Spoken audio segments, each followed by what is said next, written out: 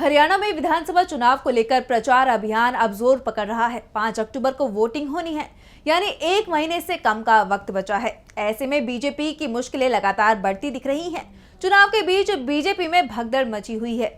BJP में बगावत देखने को मिल रही है। जब से बीजेपी ने अपने उम्मीदवारों की लिस्ट जारी की है, तब से एक के बाद एक कई नेता पार्टी से इस्तीफा दे चुके हैं।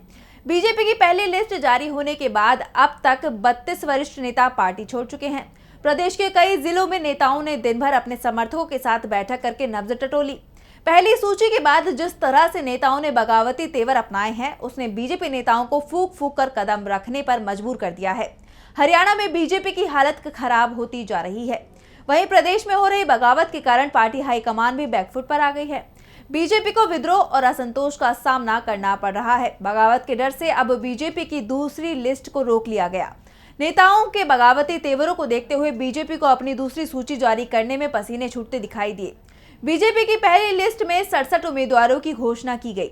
इनमें 38 विधानसभाएं ऐसी हैं जहां बगावत के हालात दिखाई दे रही हैं। आज इसी पर हम अपनी स्पेशल रिपोर्ट में करेंगे चर्चा। नमस्कार, मैं आंचल। टिकट कटने से नाराज बीजेपी के नेता एक के बाद एक पार्टी छोड़ रहे हैं, तो अब बीजेपी में सीएम पद को लेकर भी तनातनी देखने को मिल रही है। केंद्रीय राज्य मंत्री राव इंद्रजीत सिंह ने सीएम कुर्सी पर दावा ठोक दिया है। राव ने इशारों में कहा कि दक्षिण हरियाणा की जनता चाहती है कि मैं सीएम बनूं। अगर यहाँ की जनता ने भाजपा का साथ न दिया होता तो मनोहर लाल खट्टर 2 बार हरियाणा के सीएम न बनते। बता दें कि टिकट बंटवारे के बाद बागी हुए नेताओं पर राव इंद्रजीत सिंह ने कहा था, टिकट कटने के बाद बागी हुए लोगों को चुनाव लड़ने का अधिकार है, लेकिन पार्टी को सोचना होगा कि उन्हें पार्टी में किसने शामिल करवाया। जब पार्टी को ये संकेत मिल गया था कि टिकट नहीं मिलने पर वो बागी होकर लड़ेंगे, तो ये सोचने वाली बात है। और अब उन्होंने खुद ही सीएम पद पर दावा ठोक दिया है, जिसके बाद बीजेपी की मुश्किलें बढ़ गई हैं। कई नेताओं ने तो पहले से ही बागी तेवर अपना लिए हैं, जिनमें मंत्री रणजीत चौटाला, मार्केटिंग बोर्ड के चेयरमैन रहे आदित्य देवीलाल, ओबीसी मोर्चा के प्रदेश अध्यक्ष कर्णदेव कंबोज और शशि परमार पदों से इस्तीफा दे चुके हैं। आदित्य देवीलाल आईएनएलडी में शामिल हो चुके हैं। सावित्री जिंदल सहित 11 नेताओं ने निर्दलीय लड़ने का ऐलान कर दिया है। यमुनानगर से देवेंद्र चावला, साढौरा से दाताराम, सफीदों से बचन सिंह आर्य, कालामवली से बलकौर सिंह, गुरुग्राम से जीएल शर्मा और नीलोखेड़ी से मीना चौहान के भी बागी तेवर बने हुए हैं। 67 में से 38 सीटों पर टिकटों के 38 दावेदारों ने खुलकर विरोध किया है। दीपक डागर, कविता जैन, शशि परमार और विशंबर वाल्मीकि जैसे नेता समर्थकों के सामने रोते तक नजर आए। बगावती तेवर अपनाने वाले बीजेपी नेताओं में आदित्य देवीलाल, विशंबर वाल्मीकि, सावित्री जिंदल, कर्णदेव कंबोज और शशि परमार का नाम प्रमुख रूप से शामिल है।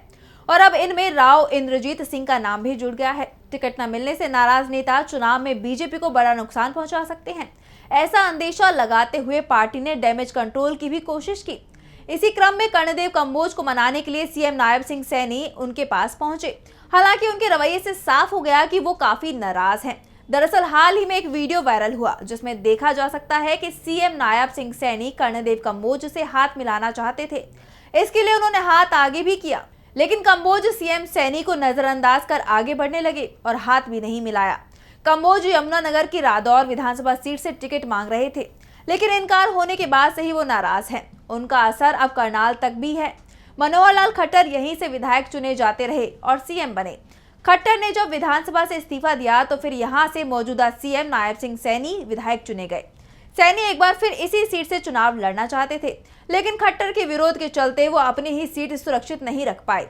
लेकिन अब करनाल से ही बगावत की खबरें आने लगी हैं। खबर है कि कर्णदेव कंबोज को भूपिंदर सिंह हुड्डा ने सरकार बनने पर कोई अहम जिम्मेदारी देने का प्रस्ताव दिया है।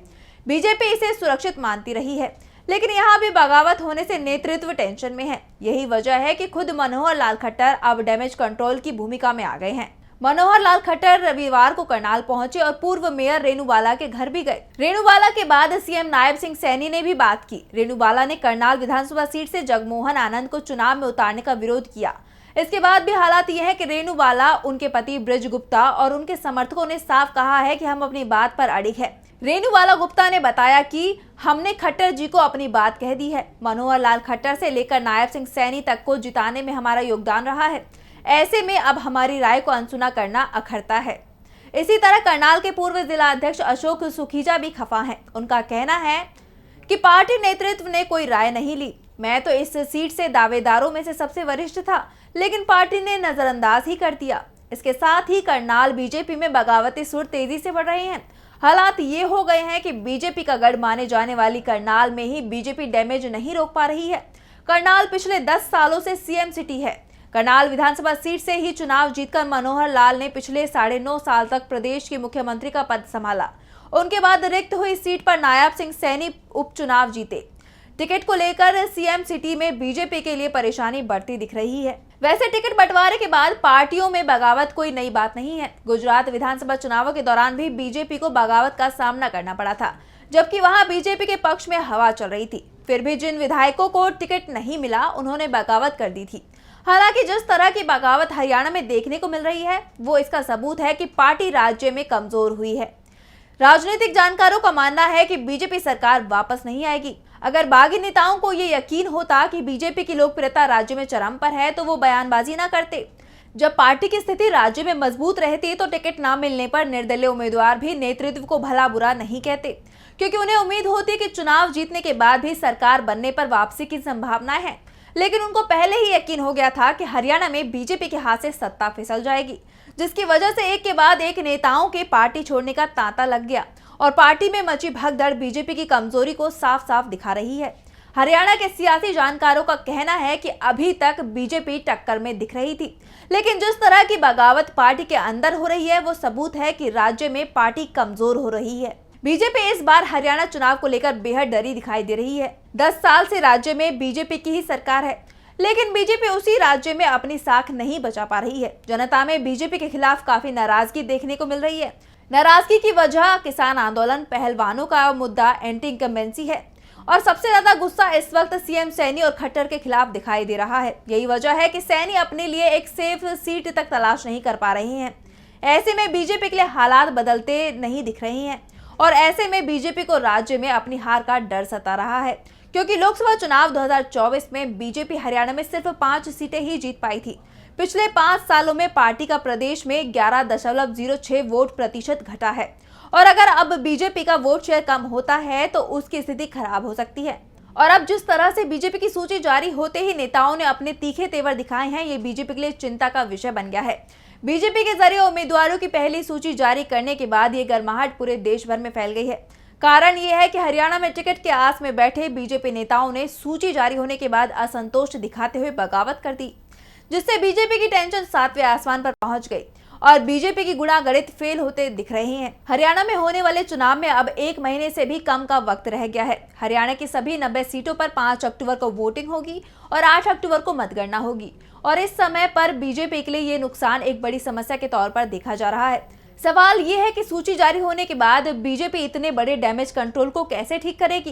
क्या प्रधानमंत्री नरेंद्र मोदी, अमित शाह या फिर सीएम नायब सिंह सैनी इस डैमेज कंट्रोल की भरपाई के लिए कोई रणनीति तैयार करने वाले हैं या फिर चुनाव में बीजेपी को झटका खाने को मिलेगा?